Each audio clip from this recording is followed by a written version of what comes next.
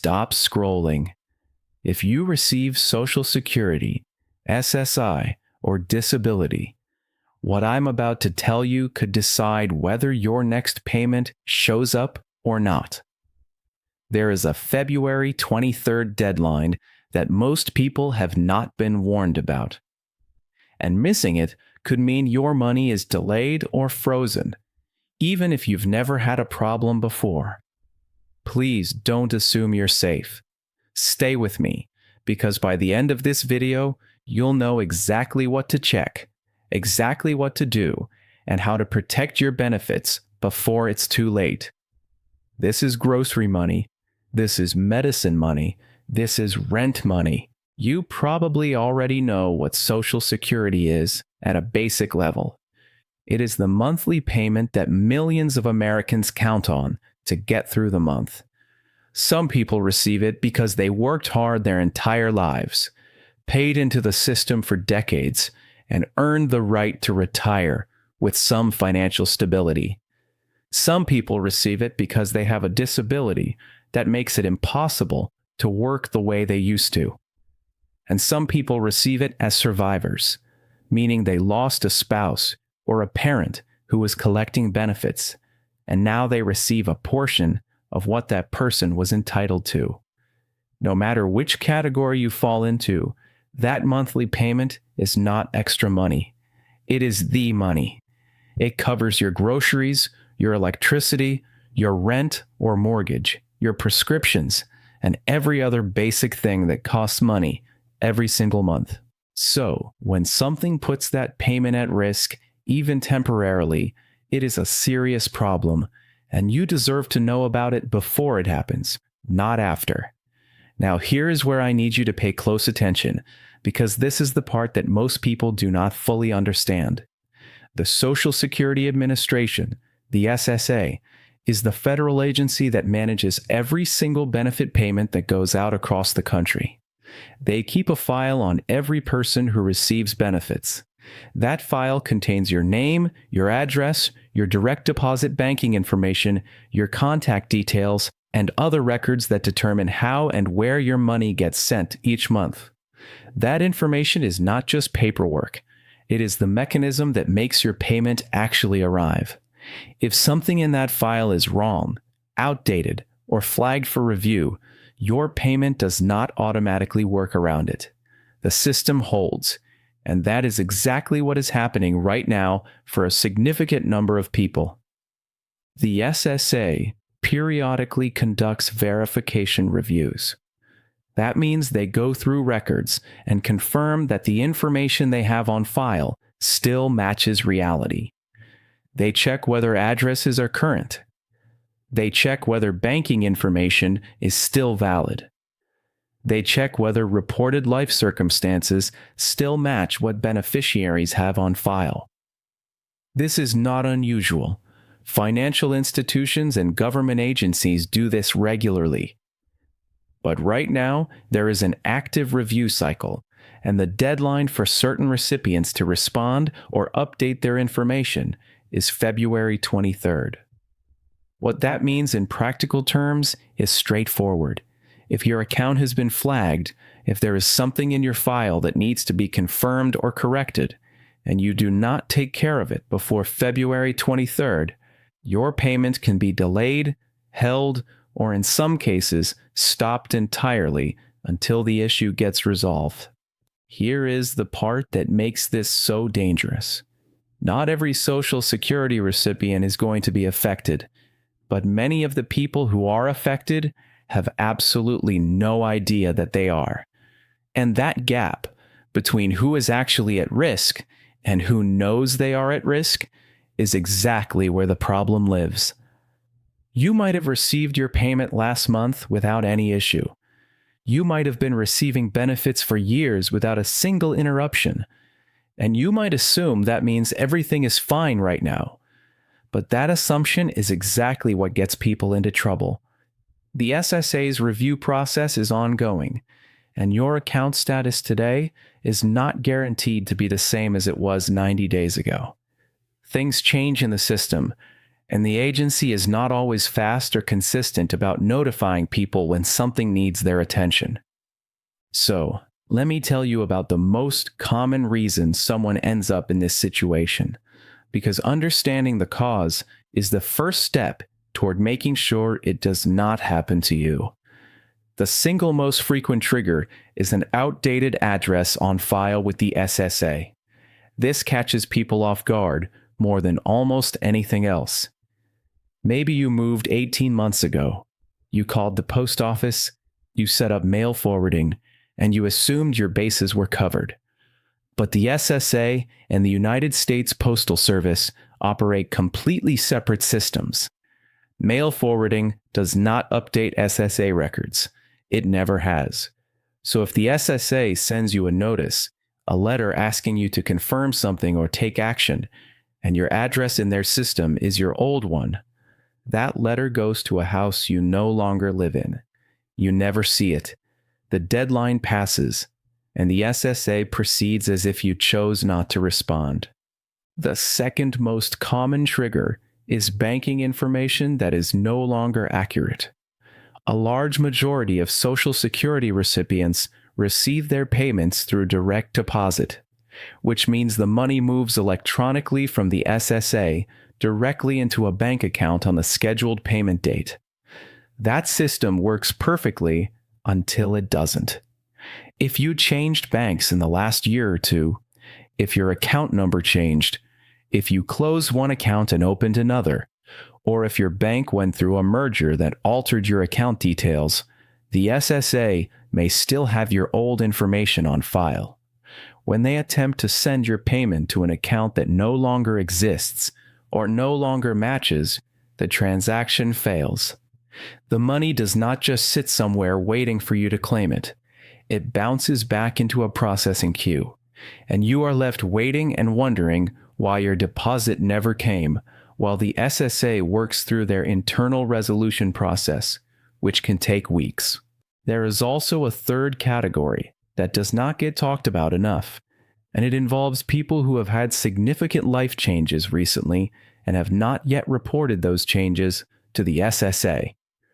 According to SSA guidelines, beneficiaries are required to report certain changes in their circumstances promptly, and promptly, in the SSA's language, generally means within 10 days of the end of the month in which the change occurred.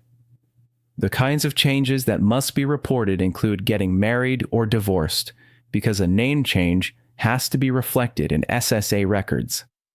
They include the death of a spouse, because that can affect benefit amounts or eligibility for survivor benefits.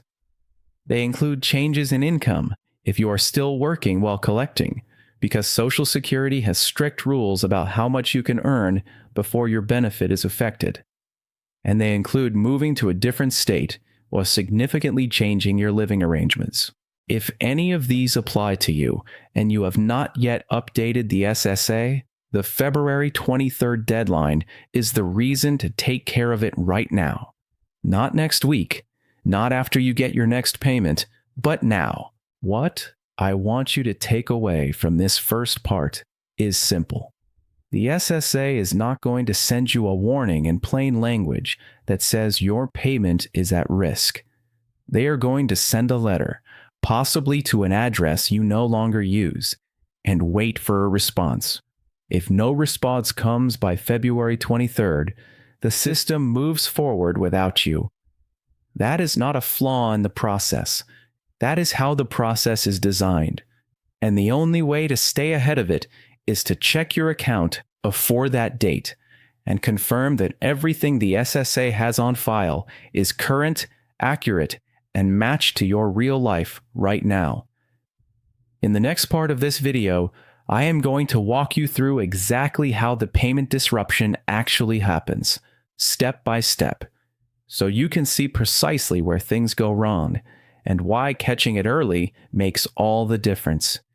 The Social Security Administration processes millions of payments every single month like clockwork. And for most people, most of the time, that system runs without a visible hitch. The money appears in the bank account on the expected date, and life continues. But what happens underneath that surface, the actual sequence of events that has to occur correctly for your payment to arrive, is more fragile than most people realize. And when one part of that sequence breaks down, the whole chain stops. Understanding exactly how that happens is what puts you in a position to prevent it. Here is how the payment process actually works, according to SSA operational guidelines.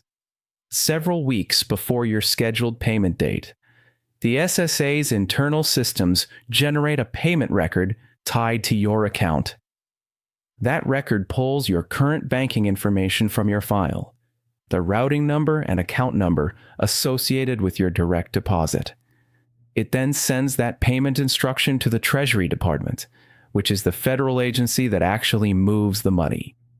The Treasury sends the funds through the Automated Clearinghouse Network, which is the same electronic system that handles most direct deposits across the country. When everything in your file is accurate and current, that chain completes in a matter of days, and your money arrives exactly when it should. But here is what most people do not know. That payment record is generated using whatever information exists in your SSA file at the time it is pulled. Not the information you called to update last Tuesday. Not the change you submitted online 3 days ago. The information that has been fully processed and confirmed in the system at the moment the record generates. If your update is still pending, still sitting in a processing queue, it may not be reflected in time, and the payment goes out to the old account anyway. This is the gap that catches people completely off guard. They did the right thing. They called. They updated their banking information. They thought they were covered. But because SSA processing times for account changes can run anywhere from 1 to 2 weeks under normal circumstances, and longer during high-volume periods like right now, their update simply was not in the system in time. The payment attempted to deposit into an account that no longer existed. The transaction failed, and now they are in a recovery process that the SSA estimates can take between 2 and 4 weeks to fully resolve, according to their official payment reissuance guidelines. 2 to 4 weeks without the money they depend on to pay rent and buy food. That is the primary failure point. But there is a secondary risk layered underneath it that is arguably more stressful to deal with, and that is the overpayment clawback. Federal rules require the SSA to recover money that was paid out in error, even when the error was not the beneficiary's fault. So in a scenario where a payment goes out to a closed or incorrect account and somehow processes, meaning the bank accepts it rather than rejecting it, the SSA will flag that as a potential overpayment situation. They will then send a notice demanding repayment of those funds.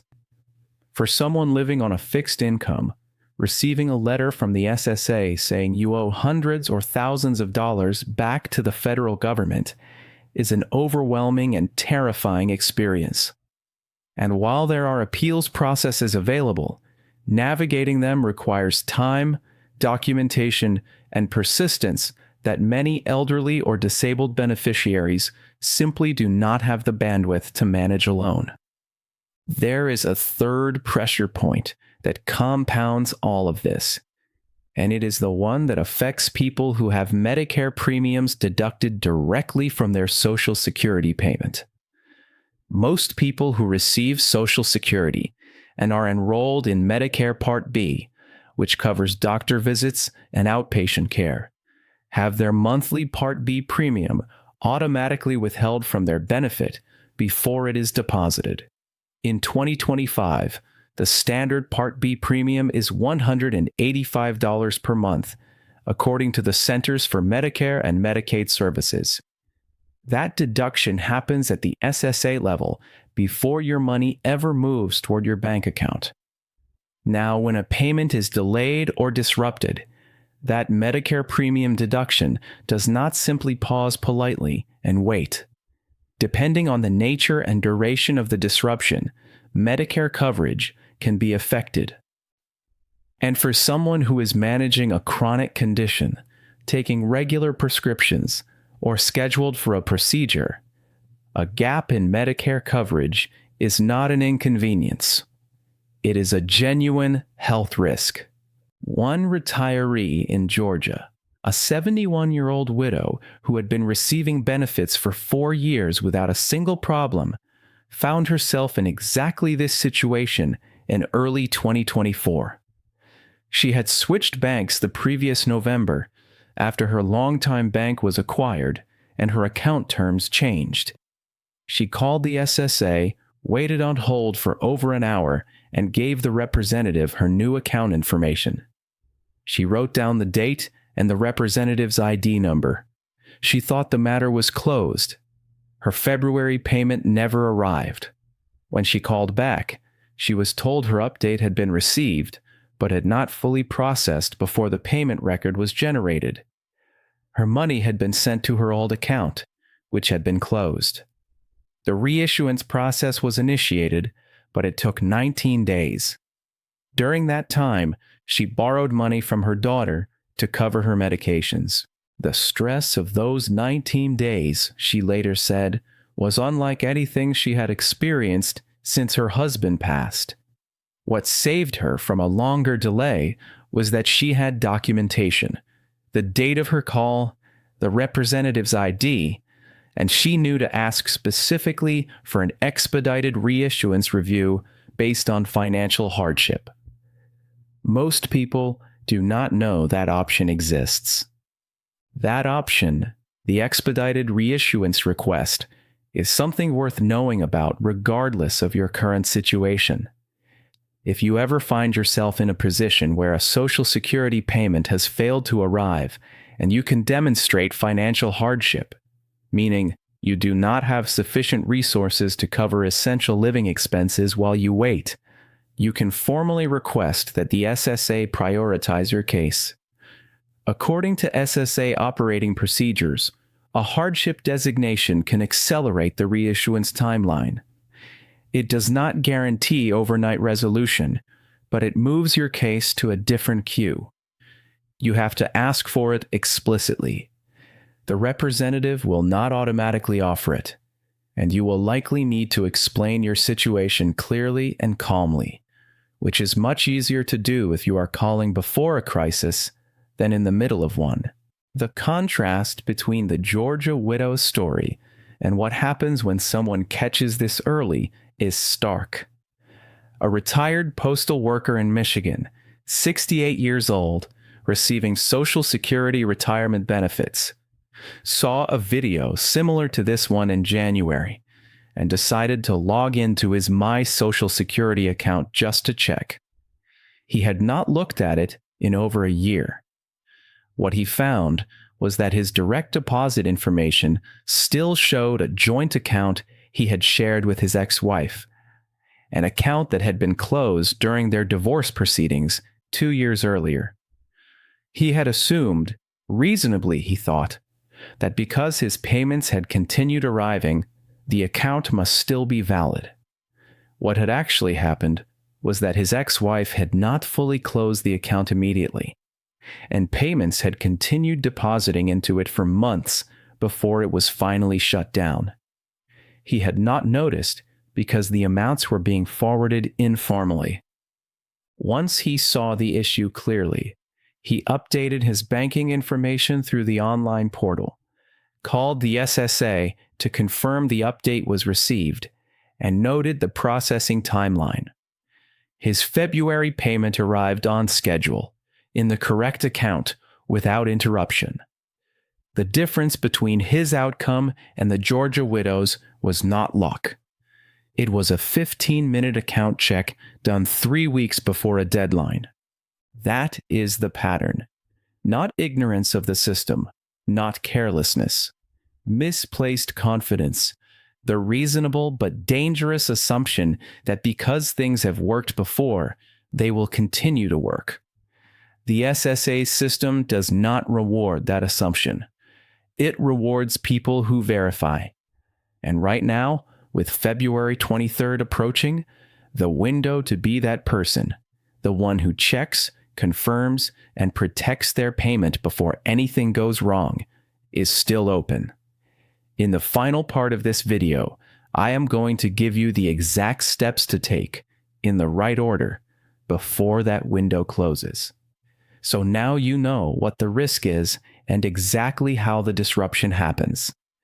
The question is what you do about it before February 23rd. And the answer is not complicated. It does not require a lawyer or a financial advisor or hours on the phone. It requires a specific sequence of actions done in the right order before the deadline. I am going to walk you through each one right now. Step 1 is to log in to your My Social Security account online. You do this at ssa.gov. If you already have an account set up, log in and go directly to your profile and payment information. If you have never created an account, go to ssa.gov right now and select the option to create one. It is free. It takes about 10 to 15 minutes. You will need your Social Security number, a valid email address, and some basic identifying information to verify your identity. Once you are in, you are looking for two specific things. First, your address on file. Read it carefully. Make sure it is your current address, not where you lived 2 years ago, not a family member's address you used temporarily. Your actual current address. If it is wrong, update it immediately through the portal. Second, your direct deposit information. Look at the bank name, the routing number, and the account number. Cross-reference it against a current bank statement or your physical debit card. If anything does not match, if the account has changed, if the bank has changed, if you are not even sure what account that number belongs to anymore, update it before you log out. Do not tell yourself you will come back and do it later. Do it while you are there. Step 2 is to call the SSA to confirm your update was received and is being processed. I want to be clear about why this step matters even after you have made changes online. The online portal records your submission, but it does not always give you a clear confirmation of the processing timeline. Calling gives you a human record, a representative who can tell you whether your update is in the queue, how long processing is expected to take, and whether your change will be reflected before your next payment is generated. The SSA's official number is 1-800-772-1213. Lines are open Monday through Friday, 8 in the morning to 7 in the evening. Yes, there will likely be a wait. Call anyway. When you reach a representative, write down their name or ID number and the date and time of your call. This documentation costs you nothing and can save you enormous stress if something goes wrong later. Step 3 is to check whether you have any life changes that need to be reported. Go through the list I mentioned earlier. Have you moved, changed banks, gotten married or divorced, lost a spouse, had a change in your income or work situation, changed your living arrangements in any significant way? If the answer to any of those is yes, and you have not reported it to the SSA, report it now. Do not wait. According to SSA guidelines, unreported changes can result not just in payment disruptions, but in overpayment situations, where the agency determines you received more than you were entitled to and demands repayment. Reporting proactively before February 23rd puts you in a significantly stronger position than reporting after a problem has already been flagged. Now, I want to address the most common reason people give for not taking these steps, because I hear it all the time. The objection sounds like this: I do not have a computer, or I am not comfortable doing things online, or I do not know how to navigate a government website.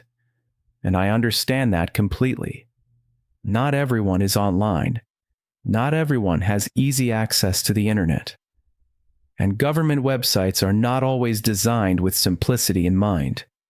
If that is your situation, here is what you do. You skip step 1 entirely, and you go straight to step 2. You call 1-800-772-1213.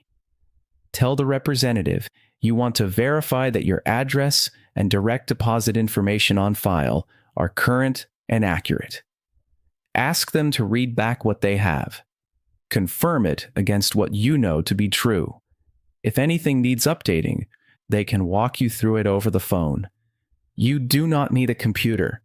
You do not need to create an online account. The phone option exists for exactly this reason, and it is fully capable of handling everything you need before the February 23rd deadline. If you are not comfortable on the phone either, or if you have difficulty communicating over the phone due to a hearing impairment or another disability, you can visit your local Social Security office in person. Bring your photo identification, your Social Security card if you have it, a document showing your current address, such as a utility bill or a piece of official mail, and a bank statement or voided check showing your current account information. A representative at the office can verify and update everything in your file while you are there. To find your nearest office, you can call that same number, 1-800-772-1213, and ask for the address of your local office. Or you can have a family member or caregiver look it up at ssa.gov using the Office Locator feature. I also want to speak directly to the family members and caregivers watching this.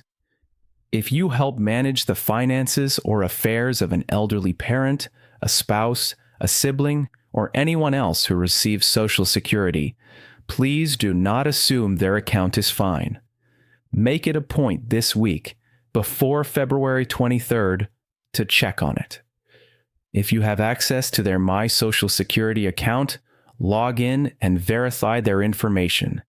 If you do not, offer to sit with them while they call or offer to take them to the local office. The people most at risk of missing this deadline are often the people least likely to be watching videos like this one. People who are not online, who do not have someone looking out for them, and who will not find out there was a problem until their payment does not show up. Be that person for someone you love. A single phone call on their behalf could be the thing that keeps their February payment on track. The bottom line of everything in this video comes down to one simple truth. Social Security is not a passive system that takes care of itself. It is a system that requires your attention, especially at moments like this one. The February 23rd deadline is real. The risk to your payment is real. And the steps to protect yourself are completely manageable if you take them now. Log into ssa.gov and check your information. Call 1-800-772-1213 and confirm your file is current. Report any life changes you have not yet reported. And if you have someone in your life who depends on Social Security and might not know about this, share this video with them today. Because the more people who check their accounts before February 23rd, the fewer people who spend the last week of February wondering where their money went. You have earned these benefits. You deserve to receive them without interruption. Take 15 minutes this week and make sure that happens.